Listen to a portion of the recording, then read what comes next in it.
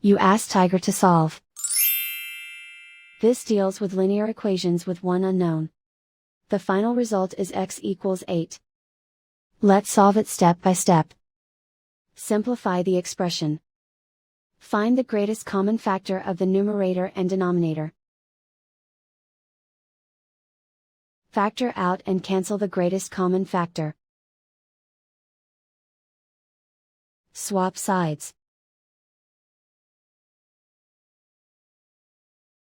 Isolate the x. Multiply both sides by 40. Group like terms. Multiply the coefficients. Simplify the fraction. Multiply the fractions.